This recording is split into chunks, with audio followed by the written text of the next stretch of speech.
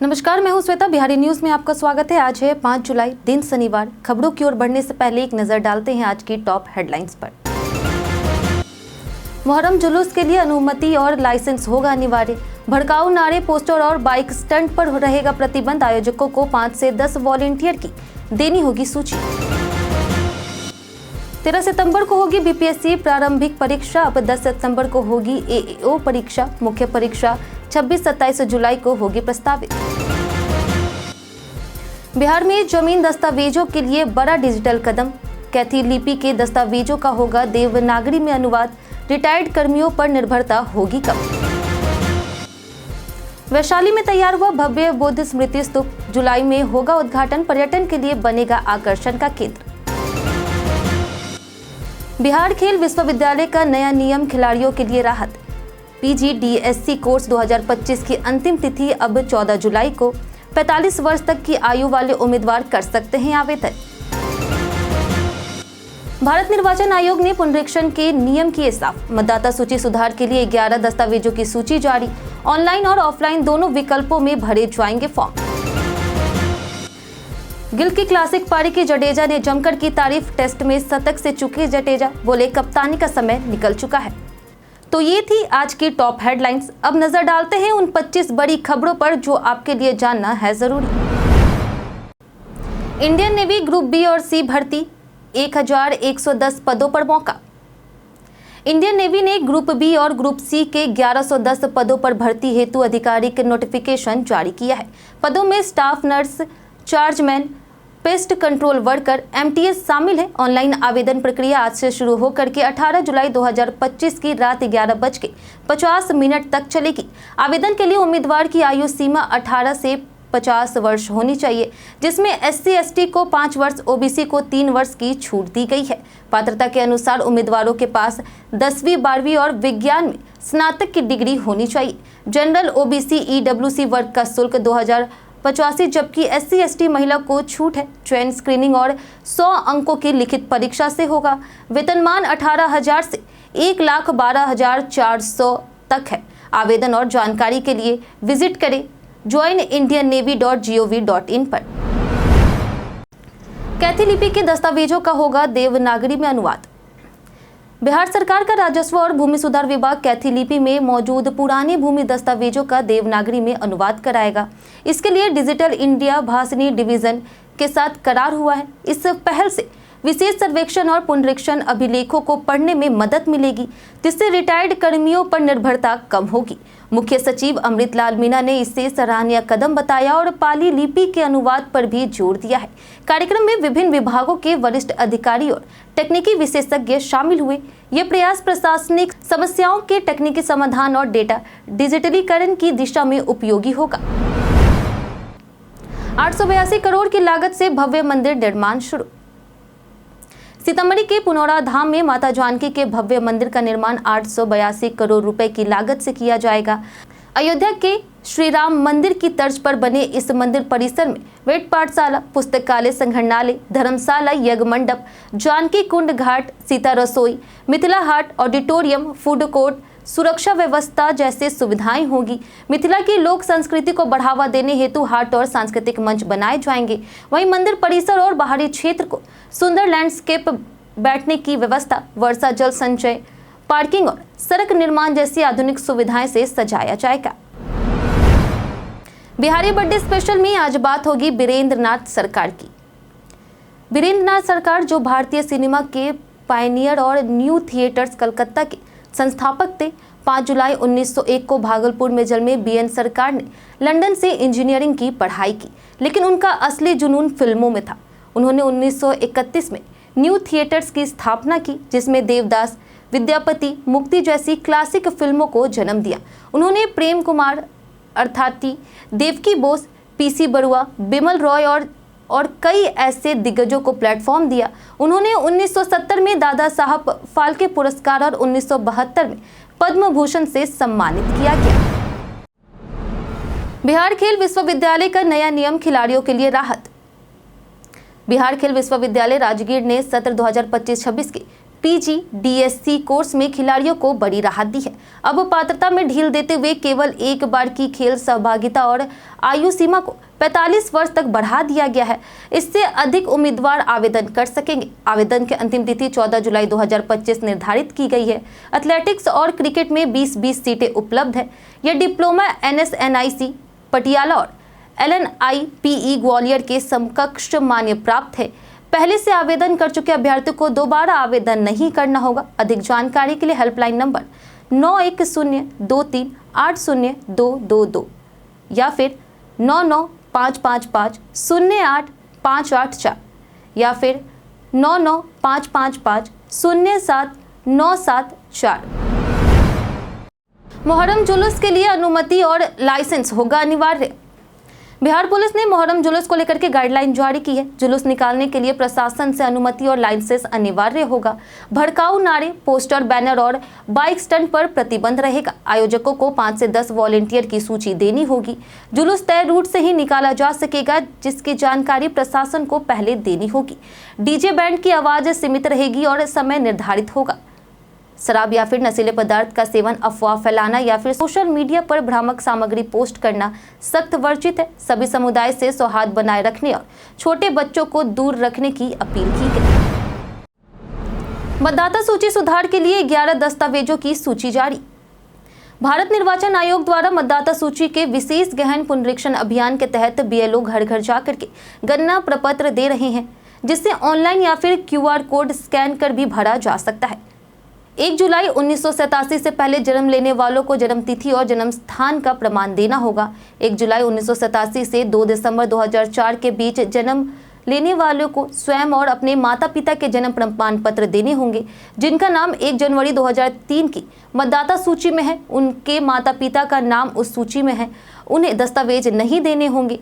मान्य प्रमाण पत्र हैं सरकारी पहचान पत्र, पेंशन आदेश, जन्म प्रमाण पत्र, पासपोर्ट, शैक्षणिक प्रमाण पत्र, स्थायी आवास प्रमाण पत्र, वन अधिकार प्रमाण पत्र, जाति प्रमाण पत्र, राष्ट्रीय नागरिक रजिस्टर, पारिवारिक रजिस्टर, भूमि मकान आवंटन प्रमाण पत्र। वैशाली में तैयार भव्य बुद्ध स्मृति स्तूप, जुलाई में उद्घाटन। वैशाली बिहार में 550.48 करोड़ रुपए की लागत से बने बुद्ध स्मयक दर्शन संग्रहालय सह स्मृति स्तूप का निर्माण पूरा हो चुका है और इसका उद्घाटन जुलाई में होगा। 72.94 एकड़ में फैले इस पत्थर से बने भव्य स्तूप में भगवान बुद्ध के अवशेष सुरक्षित रहेंगे। यह परियोजना बौद्ध श्रद्धालुओं के लिए आस्था का केंद्र और पर्यटन के लिए आकर्षण बनेगी। परिसर में मेडिटेशन सेंटर, पुस्तकालय, संग्रहालय, अतिथि गृह और सौर संयंत्र जैसी सुविधाएं होगी। यह भारत का पहला पूर्ण पत्थर निर्मित भूकंपरोधी स्तूप है। इसके उद्घाटन में दलाई लामा की उपस्थिति संभावित है, जिससे वैशाली अंतर्राष्ट्रीय पर्यटन स्थल बन सकता है। 10 की जगह 13 सितंबर को होगी BPSC प्रारंभिक परीक्षा। 71वीं BPSC प्रारंभिक परीक्षा की तिथि 10 सितंबर से बदल करके अब 13 सितंबर 2025 कर दी गई है, जबकि AAO परीक्षा अब 10 सितंबर को होगी।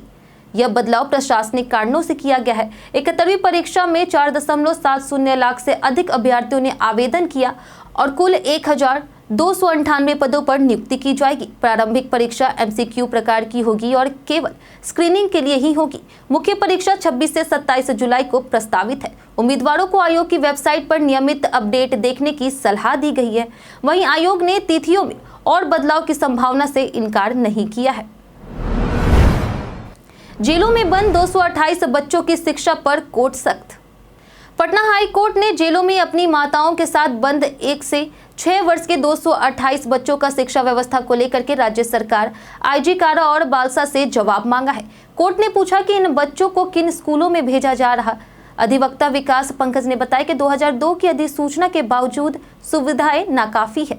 कोर्ट ने DEO को सहयोग का निर्देश दिया और 12 सितंबर 2025 तक कार्रवाई रिपोर्ट मांगी है। भागलपुर और नवादा जेलों में सबसे अधिक 16 बच्चे बंद हैं। वहीं डॉक्टरों की नियुक्ति पर भी स्थिति स्पष्ट करने को कहा गया है।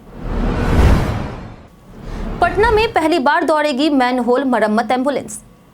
पटना नगर निगम ने मैनहोल की समस्याओं को दूर करने के लिए देश में पहली बार मैनहोल एम्बुलेंस शुरू करने का निर्णय लिया है।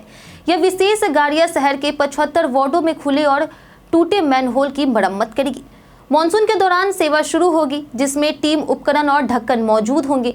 पुरानी गाड़ियों में 6 एम्बुलेंस तैयार की गई है, जो कंट्रोल रूम से जुड़ी रहेगी और शिकायत मिलने पर तुरंत मौके पर पहुंचेगी। वहीं 48 घंटे में समाधान का लक्ष्य है। नागरिक 155304 नंबर पर कॉल कर शिकायत दर्ज करा सकते हैं। यह पहल वेस्ट टू वंडर योजना पर आधारित है। बिहार में स्वास्थ्य सेवाओं ने रफ्तार पकड़ी, मरीज बढ़े। बिहार की स्वास्थ्य सेवाओं में पिछले 2 दशकों में व्यापक सुधार हुआ है। 2006 में जहां सरकारी अस्पतालों में महीने में केवल 39 मरीज आते थे, वहीं अब यह संख्या 11,600 से अधिक हो गई है। स्वास्थ्य विभाग के अनुसार 2004 से 5 में 705 करोड़ के बजट की तुलना में 2025 में यह बजट 20,035 करोड़ हो गया है। अब लोग छोटी बड़ी सभी बीमारियों के लिए सरकारी अस्पतालों पर निर्भर है। मुफ्त दवाएं, जांच, डॉक्टरों की उपस्थिति और नई टेक्निक के प्रयोग से व्यवस्था बेहतर हुई है। पीएमसीएच का विस्तार जारी है, जिससे यह क्षेत्रीय स्वास्थ्य केंद्र के रूप में उभर सकता है। गांधी के विचारों को समर्पित बापू टावर जनता के लिए खुला। मुख्यमंत्री नीतीश कुमार ने पटना के गर्दनीबाग स्थित नवनिर्मित बापू टावर के 6ठे माले पर प्रशासनिक कार्यालय का उद्घाटन किया और पूरे भवन का निरीक्षण किया। उन्होंने भूतल, 3रे और 5वें तलों पर बनी दीर्घाओं और महात्मा गांधी से जुड़ी प्रदर्शनी देखी। भवन निर्माण विभाग के सचिव ने गांधी जी के जीवन, विचारों और आदर्शों को दर्शाने वाले म्यूरल, स्क्रीन, प्रोजेक्टर और अन्य साधनों की जानकारी दी। मुख्यमंत्री ने प्रेक्षागृह, अनुसंधान केंद्र और आंतरिक सुविधाओं का भी जायजा लिया है। नीतीश कुमार ने बापू टावर को दर्शनीय और नई पीढ़ी के लिए गांधी जी को समझने का एक प्रेरणादायक केंद्र बताया। बिहार बोर्ड आज जारी करेगा इंटर मैट्रिक 2026 डमी कार्ड।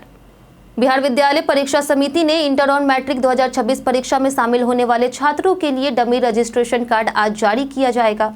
छात्र 5 से 25 जुलाई 2025 तक रजिस्ट्रेशन कार्ड में त्रुटियों का सुधार करा सकते हैं। डमी कार्ड इंटर के लिए senior-secondary.biharboardonline.com और मैट्रिक के लिए secondary.biharboardonline.com पर उपलब्ध है। संस्थान के प्रधान कार्ड डाउनलोड कर छात्रों को 2 प्रतियों में वितरित करेंगे। सुधार केवल नाम, फोटो, जन्मतिथि, जाति आदि की लघु त्रुटियों पर सीमित होगा। पूर्ण बदलाव मान्य नहीं है। वहीं गलती से पहचान बदलने पर रजिस्ट्रेशन रद्द किया जाएगा। ईएमवी चिप से कैसे सुरक्षित होता है आपका पैसा? डेबिट या फिर एटीएम कार्ड पर लगी ईएमवी चिप एक माइक्रोचिप होती है, जिसमें यूरोपे, मास्टरकार्ड और वीजा ने बनाया है। यह चिप हर ट्रांजैक्शन के लिए एक यूनिक कोड जनरेट करती है, जिससे कार्ड क्लोन करना मुश्किल हो जाता है। पहले इस्तेमाल होने वाली मैग्नेटिक स्ट्रिप स्थायी डेटा देती है, जिससे कॉपी करना आसान था। चिप कार्ड ज्यादा सुरक्षित है और ऑनलाइन धोखाधड़ी को रोकने में मदद करते हैं। कुछ कार्ड में अब NFC आधारित कॉन्टैक्टलेस पेमेंट भी संभव है। एक्सपायर होने पर कार्ड की चिप निष्क्रिय हो जाती है और कार्ड को नष्ट करते समय चिप को काटना जरूरी है, ताकि दुरुपयोग ना हो सके। जानिए आज कैसा रहेगा बिहार के मौसम का मिजाज। मौसम विभाग के अनुसार राज्य में अगले 5 दिनों के दौरान अधिकतम और न्यूनतम तापमान में कोई विशेष परिवर्तन नहीं होने की संभावना है। प्रदेश के अधिकांश इलाकों में भारी वर्षा की आशंका जताई गई है।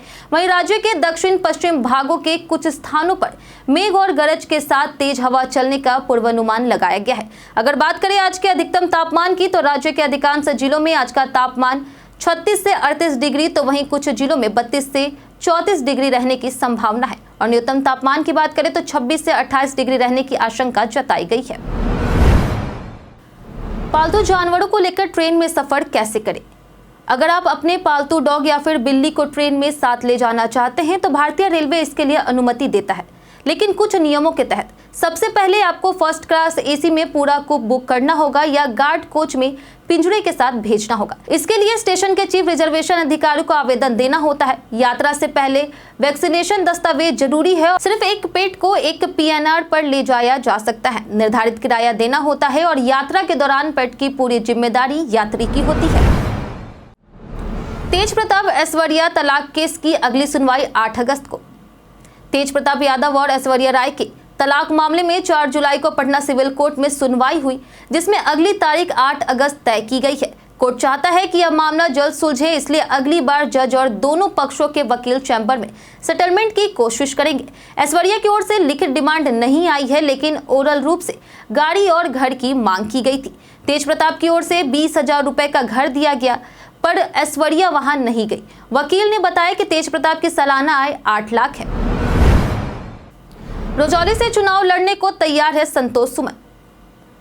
हम पार्टी के राष्ट्रीय अध्यक्ष और बिहार सरकार के मंत्री डॉक्टर संतोष सुमन ने रजौली में कार्यकर्ता सम्मेलन के दौरान दावा किया कि 2025 के विधानसभा चुनाव में एनडीए 225 प्लस सीटें जीतकर पूर्ण बहुमत की सरकार बनाएगा। उन्होंने डबल इंजन सरकार की योजनाओं की सराहना करते हुए कहा कि अब विकास धरातल पर दिख रहा है। हम पार्टी 4 से बढ़कर 40 सीटों तक लड़ने को तैयार है। रजौली से चुनाव लड़ने की भी इच्छा जताई। उन्होंने कहा कि पार्टी का प्रभाव अब मगध से निकलकर पूर्वांचल तक फैल चुका है। सैकड़ों कार्यकर्ताओं की मौजूदगी में जन समर्थन का आह्वान किया गया है। आगामी चुनाव से जुड़े सभी फैसले लेंगे लालू तेजस्वी। राष्ट्रीय जनता दल की राष्ट्रीय कार्यकारिणी की बैठक शुक्रवार को पटना में हुई, जिसमें लालू प्रसाद यादव को निर्विरोध राष्ट्रीय अध्यक्ष घोषित किया गया। बैठक में तय हुआ कि आगामी चुनाव से जुड़े सभी फैसले लालू यादव और तेजस्वी यादव लेंगे। शनिवार को बापू सभागार में होने वाली राष्ट्रीय परिषद की बैठक में इस निर्णय को अंतिम मंजूरी दी जाएगी। बैठक में राजनीतिक, आर्थिक और विदेश नीति पर प्रस्ताव रखे गए हैं। लालू यादव ने कार्यकर्ताओं से भाजपा को सत्ता से हटाने का आह्वान किया। जदयू ने राजद पर परिवारवाद और एकाधिकारवाद का आरोप लगाया है। नीतीश सरकार ने तांती मामले में पुनर्विचार याचिका दायर। नीतीश सरकार ने सुप्रीम कोर्ट के जुलाई 2024 के उस फैसले के खिलाफ पुनर्विचार याचिका दायर की है, जिसमें तांती तंतवा जाति को अनुसूचित जाति में शामिल करने के लिए 2015 के राज्य सरकार के फैसले को निरस्त कर दिया गया था। कोर्ट ने कहा कि संविधान के अनुच्छेद 341 के तहत एससी सूची में संशोधन का अधिकार केवल संसद को है। इसके बाद तांती जाति को अति पिछड़ा वर्ग में वापस शामिल किया गया। कोर्ट ने 9 वर्षों में मिले आरक्षण लाभों को ईबीसी कोटे में समायोजित करने और खाली सीटें एससी वर्ग से भरने का आदेश दिया। पप्पू यादव ने किया 9 जुलाई को बिहार बंद घोषित। बिहार में चल रहे विशेष गहन मतदाता सूची पुनरीक्षण के खिलाफ पूर्णिया सांसद पप्पू यादव ने 9 जुलाई को बिहार बंद और चुनाव आयोग कार्यालय के घेराव का आह्वान किया है। उन्होंने इसे गरीब, दलित, अति पिछड़े और अल्पसंख्यकों के वोटिंग अधिकार छीनने की साजिश बताया है। बीएलओ पर सरकारी दबाव का आरोप लगाते हुए उन्होंने जनता से सहयोग की अपील की। पप्पू ने कहा कि संवैधानिक संस्थाओं का दुरुपयोग बर्दाश्त नहीं किया जाएगा और जरूरत पड़ी तो जान देकर भी लड़ाई लड़ी जाएगी। इस मुद्दे पर वे हाईकोर्ट जाएंगे और कांग्रेस के साथ मिलकर निर्णायक संघर्ष करेंगे। गिल की क्लासिक पारी की जडेजा ने जमकर की तारीफ। इंग्लैंड दौरे पर सबसे अनुभवी खिलाड़ी रविंद्र जडेजा ने एजबेस्टन टेस्ट में 79 रन की अहम पारी खेली और गिल के साथ 203 रन की साझेदारी की। प्रेस कॉन्फ्रेंस में जडेजा ने कहा कि अब उनके लिए कप्तानी का समय निकल चुका है। उन्होंने गिल की बल्लेबाजी की सराहना की और उनकी आत्मविश्वास से भरी पारी की तारीफ भी की। भारत ने पहली पारी में 587 रन बनाए, जिसमें गिल ने 269 रन बनाए। कई कारणों से दर्ज है भारत के इतिहास में आज का दिन। आज का दिन कई कारणों से इतिहास में दर्ज है। आज ही के दिन 1931 में प्रसिद्ध हिंदी साहित्यकार शरद पगाड़े का जन्म हुआ था, जिन्होंने अपनी रचनाओं से हिंदी साहित्य और समृद्ध किया था। 1946 में जन्मे रामविलास पासवान भारतीय दलित राजनीति के प्रमुख स्तंभ और लोक जनशक्ति पार्टी के संस्थापक रहे। 1957 को जन्मे अनुग्रह नारायण सिन्हा स्वतंत्रता सेनानी और आधुनिक बिहार के निर्माता माने जाते हैं। 1960 में जन्मे राकेश झुनझुनवाला देश के मशहूर निवेशक और शेयर बाजार के बिग बुल कहे जाते हैं। 1947 में जन्मे लालजी सिंह डीएनए विशेषज्ञ और भारतीय जैव विज्ञान के क्षेत्र में अग्रणी थे। वहीं 1995 में जन्मी पीवी सिंधु भारत की विश्वविख्यात बैडमिंटन खिलाड़ी है, जिन्होंने ओलंपिक में देश को गौरव दिलाया। पनडुब्बी और वॉरशिप को जंग से बचाते हैं ये राज। समुद्र में लंबे समय तक रहने के बावजूद सबमरीन और वॉरशिप में जंग नहीं लगती, क्योंकि इनमें खास मटेरियल से बनाया जाता है। सबमरीन में हाई स्ट्रेंथ मिश्र धातु और वॉरशिप में स्टील और एल्यूमिनियम का इस्तेमाल होता है। जंग से बचाने के लिए इन पर विशेष कोटिंग की जाती है, जो पानी और ऑक्सीजन से सुरक्षा देती है। समय समय पर इनकी जांच, सफाई, डी-स्कैनिंग और मरम्मत होती है। मिसाइलों में भी एल्यूमिनियम, स्टील और टाइटेनियम जैसे धातुओं का उपयोग होता है, जिससे समुद्र में इनका टिकाऊपन बना रहता है और वे सुरक्षित रूप से कार्य करते हैं। हम प्रतिदिन आपसे 5 ऐसे जरूरी सवाल और उसके जवाब बताएंगे जो कि बीपीएससी, बिहार पुलिस दरोगा समेत एसएससी जैसे अन्य प्रतियोगी परीक्षाओं में काम आएंगे। सवाल इतिहास, बिहार स्पेशल, विज्ञान, करंट अफेयर और भूगोल से हो रहेंगे। पूछे गए 5 सवाल में आपने कितना सही उत्तर दिया, ये हमें कमेंट करके जरूर बताएं। तो हमारा पहला सवाल है, मोहम्मद बिन बख्तियार खिलजी जिसने नालंदा को नष्ट किया था, किस शासक का सैन्य जनरल था? ऑप्शन ए है गयासुद्दीन बलबन, ऑप्शन बी है मसूद शाह, ऑप्शन सी है मुबारक खान, ऑप्शन डी है कुतुबुद्दीन ऐबक। सही उत्तर है डी, कुतुबुद्दीन ऐबक। हमारा दूसरा सवाल है, बिहार सरकार द्वारा कुशल युवा कार्यक्रम कब शुरू किया गया? ऑप्शन ए है 20 अक्टूबर 2018, ऑप्शन बी है 15 मई 2014, ऑप्शन सी है 2 अक्टूबर 2016 और ऑप्शन डी है 2 अक्टूबर 2000। इसका सही उत्तर है सी, 2 अक्टूबर 2016। हमारा तीसरा सवाल है, कौन सा ग्रंथ आयुर्वेदिक दवाओं की प्रमुख अवधारणाओं और शल्य चिकित्सा पर नवीन अध्यायों के बारे में बताता है? ऑप्शन ए है सुश्रुत संहिता, ऑप्शन बी है शंकुतला, ऑप्शन सी है महाभाष्य या फिर ऑप्शन डी चरक संहिता। सही उत्तर है ऑप्शन ए सुश्रुत संहिता।